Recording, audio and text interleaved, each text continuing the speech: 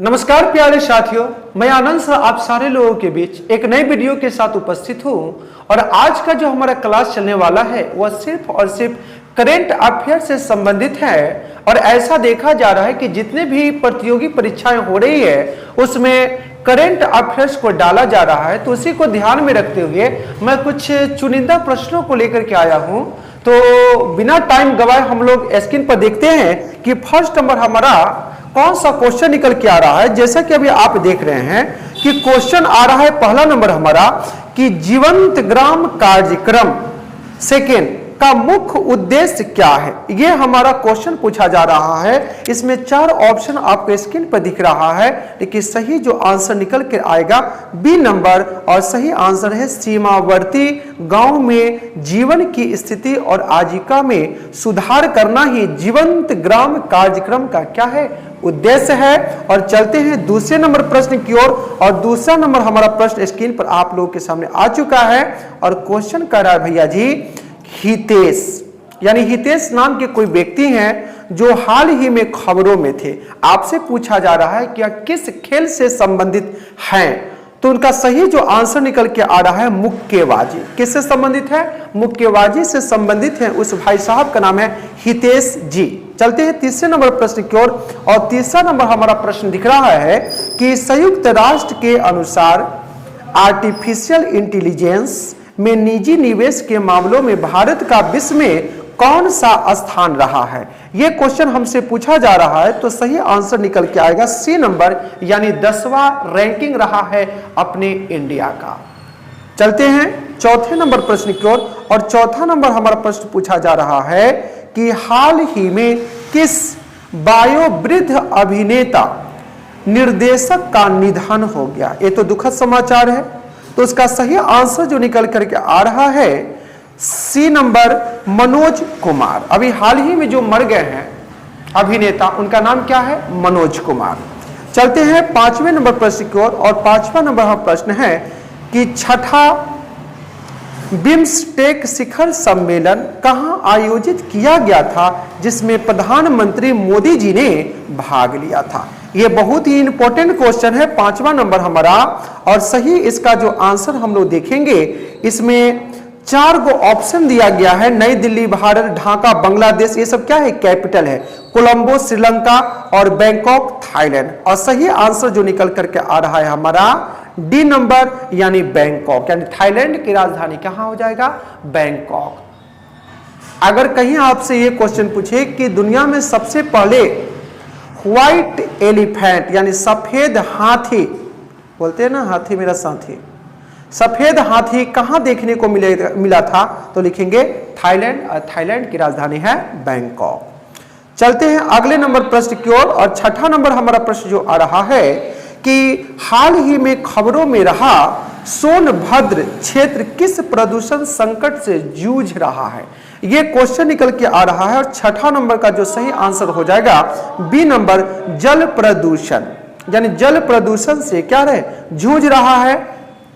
चलते हैं 7वें नंबर प्रश्न की ओर। और 7वां नंबर हमारा प्रश्न जो कह रहा है कि भारतीय पुलिस सेवा आईपीएस की किस वरिष्ठ अधिकारी को हाल ही में अग्निशमन एवं बचाव सेवाओं का डीजीपी नियुक्त किया गया। यह क्वेश्चन हमसे पूछा जा रहा है, तो सही आंसर हो जाएगा सीमा अग्रवाल। सी नंबर सही आंसर हो जाएगा। एक एक क्वेश्चन को देखते हुए चलेंगे और किसी को कोई समस्या होगी तो कमेंट के माध्यम से आप लोग जरूर बताएंगे कि सर यहाँ पे हमें परेशानी हो रही है, तभी हम आपकी समस्याओं को समाधान कर सकते हैं और बेहतर से बेहतरीन करने की कोशिश कर सकते हैं। और चलते हैं इस तरह से 7 क्वेश्चन को हमने देख लिया है और 8वें प्रश्न में आ चुका हूं।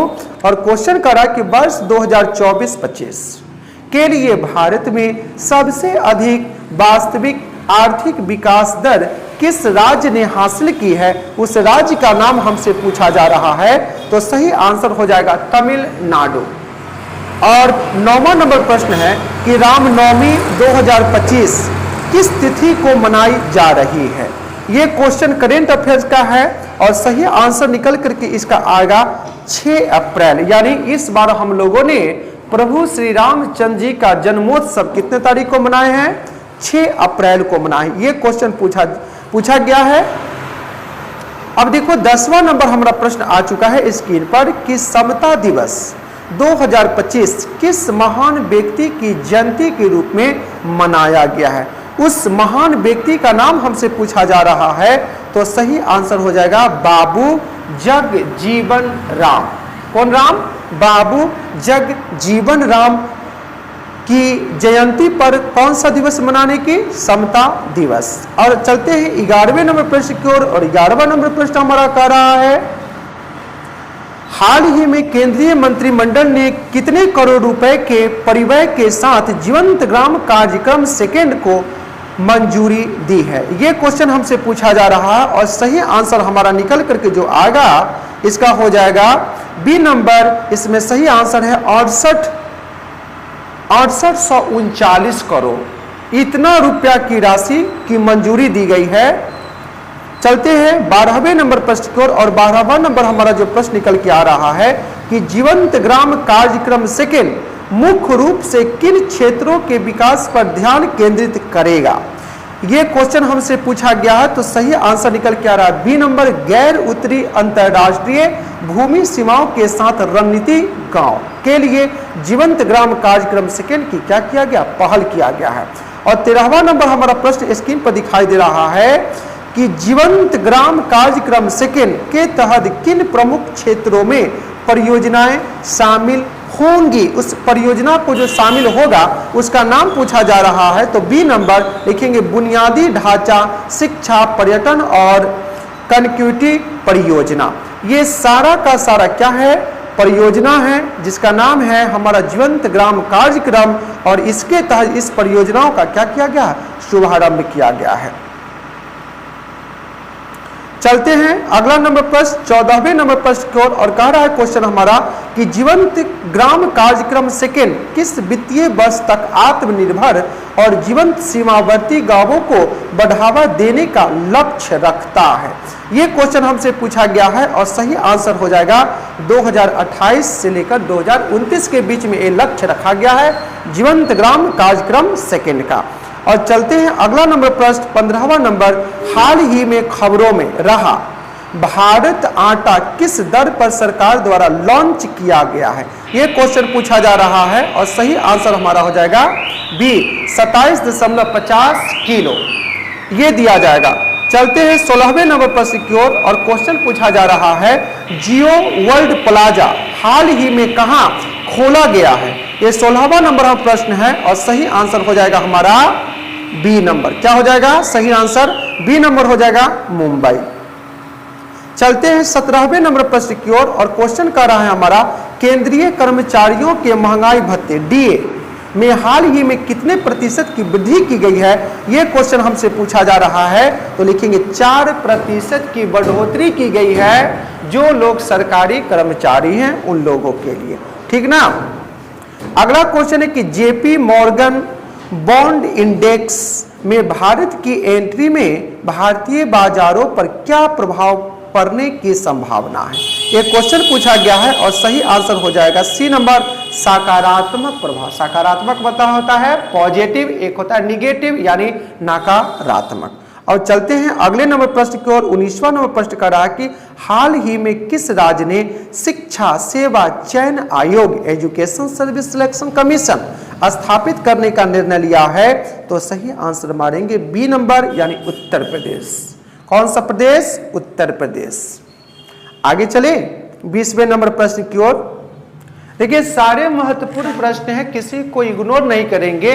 कौन सा क्वेश्चन पूछा जाएगा ये किसी को पता नहीं है, तो सारे महत्वपूर्ण क्वेश्चन को देखते चलेंगे और सबको महत्वपूर्ण मानेंगे, तभी जाकर के परीक्षा में हम लोग ठोक बजा करके आएंगे। ठीक ना भैया जी।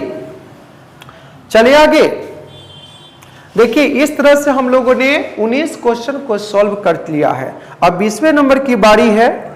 देखिए कहावत है कि उम्र की राहों में रास्ते बदल जाते हैं, वक्त की आंधी में इंसान बदल जाते हैं। सोचते हैं आपको इतना याद ना करे, लेकिन आंख बंद करते ही इरादे बदल जाते हैं। क्या बात है, बहुत बढ़िया। चलिए 20वें नंबर प्रश्न की ओर 20वां नंबर प्रश्न करा कि भारत ने किस देश के साथ संयुक्त सैन्य अभ्यास वरुण का आयोजन किया है।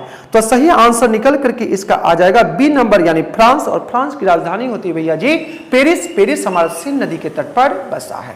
ये सारा इंफॉर्मेशन मैं पहले की वीडियो में दे रखा हूं, फिर से मैं आपको एक बार बता दिया हूं। चलते हैं 21वें नंबर प्रश्न की ओर। और क्वेश्चन आ रहा है कि नीति आयोग के वर्तमान में उपाध्यक्ष कौन है। ये हमसे क्वेश्चन पूछा जा रहा है, तो सही आंसर हो जाएगा हमारा सुमन बेरी। ये हमारे क्या है, नीति आयोग के वर्तमान में उपाध्यक्ष है। कहीं अध्यक्ष के विषय में पूछे तो आप लिखिएगा नरेंद्र मोदी यानी भारत के वर्तमान प्रधानमंत्री। योजना आयोग ही कहते हैं नीति आयोग, यानी योजना आयोग का नाम चेंज करके क्या कर दिया गया है, नीति आयोग। तो अध्यक्ष के विषय में पूछे तो आप लिखिएगा भारत के वर्तमान प्रधानमंत्री। और वर्तमान प्रधानमंत्री जो हैं उनका नाम है नरेंद्र मोदी। कौन मोदी, नरेंद्र मोदी। अब चलते हैं 22वां नंबर प्रश्न की ओर। और 22वां नंबर हमारा जो प्रश्न कह रहा है भैया जी कि भारत के वर्तमान मुख्य चुनाव आयुक्त यानी चीफ इलेक्शन कमीशन कौन है, उसके विषय में पूछा जा रहा है। तो सही आंसर हम लोग देंगे इसका राजीव कुमार। और इस तरह से हम लोगों ने VVI यानी वेरी वेरी इंपॉर्टेंट 22 प्रश्नों को देखा है। और बहुत सारे ऐसे प्रश्न हैं जो विभिन्न प्रतियोगी परीक्षाओं में पूछे जा सकते हैं। तो आप लोगों से अनुरोध है कि कृपया किसी भी क्वेश्चन को इग्नोर ना करें और हर क्वेश्चन को बारीकी से देखें। और आप लोगों को जहां कहीं भी कोई समस्या हो तो आप लोग कमेंट के माध्यम से अपना राय विचार जरूर दें। बस आज के लिए इतना ही।